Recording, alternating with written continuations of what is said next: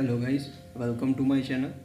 इस वीडियो में हम सीखने वाले हैं क्रिएटिंग ऑन टेम्पलेट कि ऑटोकैड में हम कैसे टेम्पलेट बनाते हैं और उनके जो सेटिंग्स कैसे करते हैं वो मैं इस वीडियो में आपको सिखाने वाला हूँ। ठीक है, ये जो हमारा 9 टॉपिक जो है वो है उसका टॉपिक का नाम है creating on template for settings. Alright, तो टॉपिक को स्टार्ट करने से पहले मैं आपको बता दूं कि अगर आपने मेरी चैनल को सब्सक्राइब नहीं किया है तो जल्दी से सब्सक्राइब कर लीजिए। ठीक है, all right, now let's start the topic. तो टॉपिक जो है वो है क्रिएटिंग ऑन टेम्पलेट। हम टेम्पलेट बनाना सीखेंगे और उनकी सेटिंग्स कैसे हम सेट कर सकते हैं और इन फ्यूचर हम उसको सेव करके यूज़ कैसे कर सकते हैं वो मैं आज आपको सिखाने वाला हूँ। तो let's start the topic. I hope कि आप लोग कॉपी पेन लेके बैठे होंगे।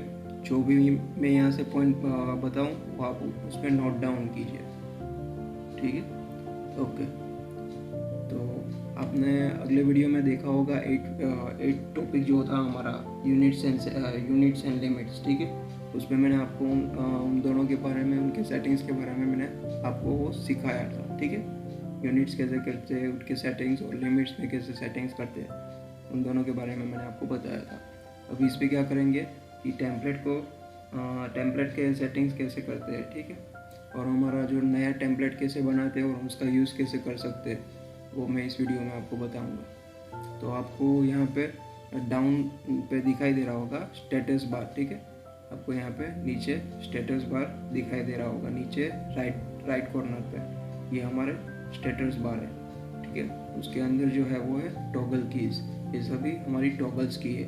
तो इन सेटिंग्स को आपको क्या करना पड़ेगा, कौन से एक्टिव करना है, कौन सी इनएक्टिव करना है हमारे ड्राइंग के लिए, वो बहुत ही इम्पोर्टेंट होता है। ठीक है, ऑटोकैड में। तो अगर आपको ऑटोकैड को अच्छी तरह से करना है, उसके डीप जाना है, उनके बारे में कुछ अलग इम्पोर्टेंस सीखना है, तो क्या होगा कि आपको उनके सेटिंग्स सेट करने पड़ेंगे। ठीक है, तो यहाँ से आपको स्टेटस बार में मैं आपको बताऊँगा अभी इस वीडियो में कि कौन कौन से की जो होती है टॉगल कीज, उसको कौन एक्टिव रखना है, किसको इनएक्टिव रखना है। ठीक है, तो पहले तो यहाँ पे कौन सा है, तो ग्रिड में क्या होता है, ग्रिड में हमारे कोई ज़रूरत नहीं होती है ग्रिड रखने में। ग्रिड में क्या होता है, ये जो हमारा पेज होता है उसमें तो लाइनिंग्स आ जाती है, तो उसका कोई इम्पोर्टेंस नहीं होता है। ठीक है, तो इसको हम ऑफ ही रखते हैं, तो इसको हम ऑफ रखना है। ठीक है, स्नैप मोड को आपको हमेशा ऑफ ही रखना है। इससे क्या होगा कि आपको एक बहुत ही प्रॉब्लम क्रिएट होगा, आपको बहुत ही फेस करना पड़ेगा प्रॉब्लम्स को। तो हमेशा स्नैप मोड को ऑफ ही रखें। ठीक है, ये जो सारे टॉगल्स की है उसके बारे में मैं आपको अगले वीडियोस जो आएंगे उसमें आपको डीप सिखाऊंगा कि क्या क्या होता है इसमें। मैं डिटेल्स में जाऊंगा ये सभी टॉगल्स की इसके बारे में। ठीक है, तो फिलहाल अभी सेटिंग्स करने के लिए आपको कौन सा एक्टिव करना है, कौन सा इनएक्टिव टॉगल्स की रखने हैं। ठीक है, तो यहाँ पे स्नैप मोड को हमेशा ऑफ ही रखो। और उसके बाद होता है डायनेमिक इनपुट। डायनेमिक इनपुट क्या होता है, मैंने अगले वीडियो में भी बताया था, इस वीडियो में भी आपको बताऊंगा डायनेमिक इनपुट का फ़ायदा क्या होता है। देखो यहाँ पे अभी मैंने ऑफ कर दिया है। ठीक है, अगर मैं कोई भी यहाँ पे टाइप करता हूँ लाइन, ठीक है, तो आपको यहाँ पे कमांड लाइन में आपको वो चीज़ टाइप होगी। ठीक है, तो इसको मैं अभी ऑन करता हूँ डायनेमिक इनपुट को, तो क्या होगा, जो हमारा लाइन कमांड होता है तो आपको यहाँ पे कर्सर के एग्जैक्ट बाजू में आपको मिलता है। तो ये बहुत ही, आपको नीचे देखने की ज़रूरत नहीं पड़ेगी कमांड लाइन में कि हमारा कौन सा कमांड अभी मैं टाइप कर रहा हूँ तो कौन सा कमांड नीचे देखना पड़ेगा। ये ऐसा कोई इश्यू नहीं होगा, आपको तुरंत ही यहाँ से बाजू में से ही पता चल जाएगा। अगर आपको आदत पड़ गई है कमांड लाइन की तो कोई इश्यू नहीं है, आप कमांड लाइन का भी यूज़ करके डायनेमिक इनपुट को ऑफ कर देगा। ठीक है, इसको इनएक्टिव कर सकते हो आप, पर मैं तो यहाँ पे अभी एक्टिवेट ही रखता हूँ डायनेमिक इनपुट को। ठीक है, ओके, वो आपके ऊपर है, आपको डायनेमिक इनपुट ऑन रखता है या ऑफ रखना है। उसके बाद आता है ऑर्थो मोड। ऑर्थो मोड को भी आपको ऑफ रखना है। उसके बाद पोलर ट्रैकिंग, उसको ऑन रखना है। ये सभी टॉगल्स की मैं आपको डिटेल में समझाऊंगा। अभी सेटिंग्स करने के लिए आपको सिर्फ कौन सा एक्टिव और इनएक्टिव करना है। ठीक है, तो पोलर ट्रैकिंग को भी आपको एक्टिव करना है, ऑन रखना है। उसके बाजू में आता है ऑब्जेक्ट स्नैप ट्रैकिंग, इसको भी आपको ऑन करना है। और जो ये हमारा बहुत ही इंपॉर्टेंट होता है ऑटोकैड में वो है ऑब्जेक्ट स्नैप, आपको हमेशा इसको ऑन ही रखना है। इसके बहुत ही इम्पोर्टेंस है, वो मैं आपको सभी डिटेल्स में समझाऊंगा अगले वीडियो में, ठीक है। तो अभी फ़िलहाल आप इसको ऑन ही रखें। उसके बाजू में एक डाउन एरो है, ठीक है।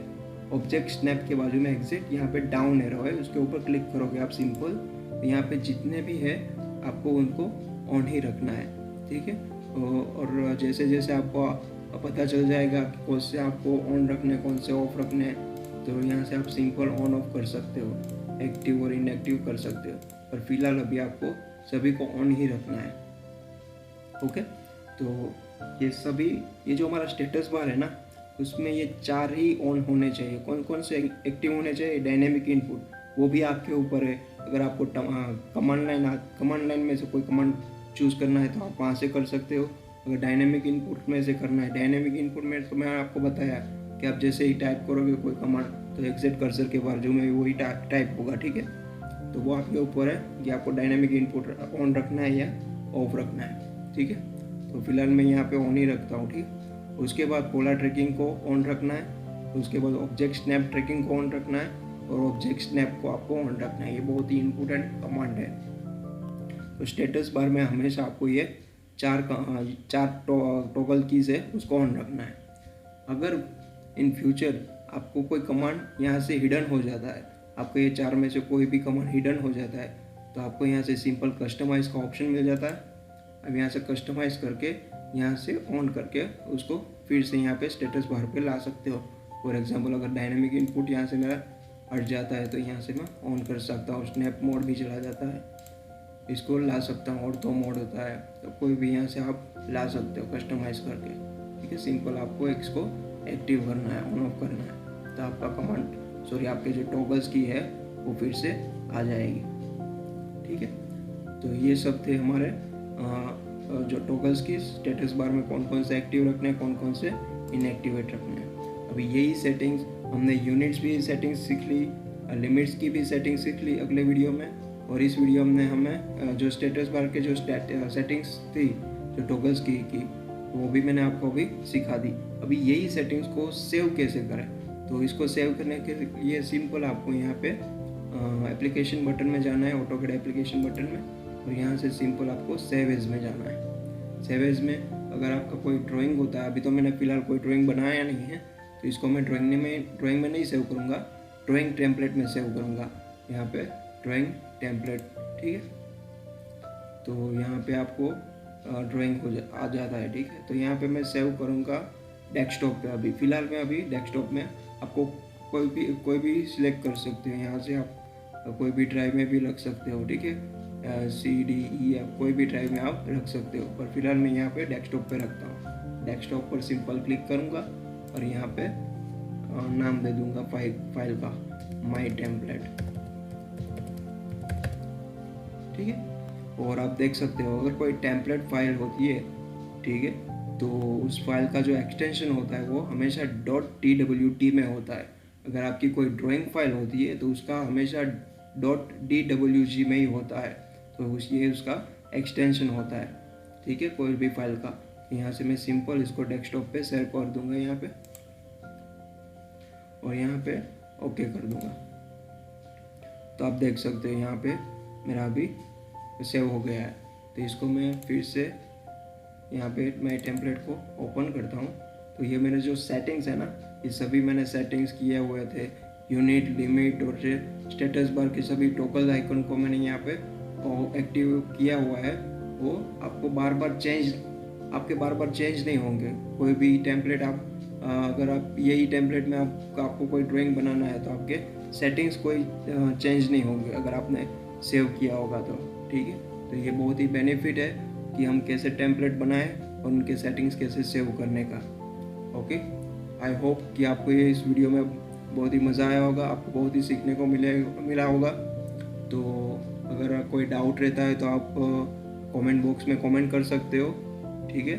तो इस वीडियो में इतना ही, चलिए मिलते हैं नेक्स्ट ट्यूटोरियल में।